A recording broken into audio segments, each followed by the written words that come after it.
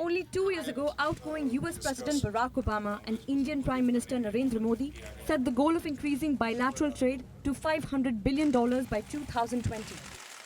India is hoping the new US administration to launch initiatives to achieve this goal.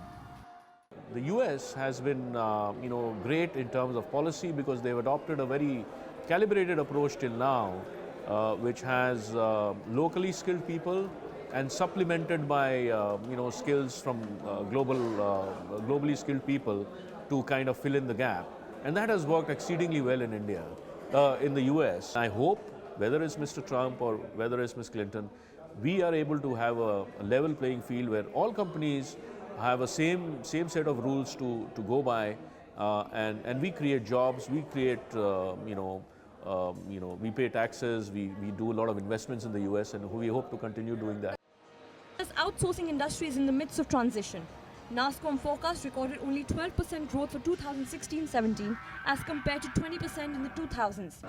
With fluctuating remarks on immigration influx in the ongoing US presidential elections, the complications in acquiring H-1B visas has come under the radar. What you have here is lots of companies which depend on this business model they have, which is use a cheaper destination to do the work, or bring in people from other countries to bridge skill set gaps they have within the country, right? So your H-1B visas, for example, the reason people get those visas is because they fill a gap in the country that they're going to, in the US in this instance. And I think the role here that industry plays will be very important, because we must keep in mind that industry has a very strong voice in all of this. Business has a strong voice. So yes, there may be statements made that we'll increase the fees or we'll reduce the intake, but ultimately if the companies start to suffer, then that has an economic impact on the country as a whole.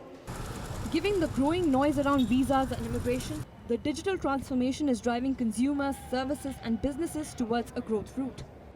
We're seeing is connectivity and broadband is making possible the growth in applications globally. So what we're seeing is the flow of people and ideas and bits and bytes and all of the connectivity is making, which is what we were hearing this morning, the global supply chain, it's global. What we're seeing is manufacturing is global. The fact that India is now manufacturing this last year 110 million mobile phones, and next year the forecast is 175 million, and the goal within 5 years is to produce 1 billion.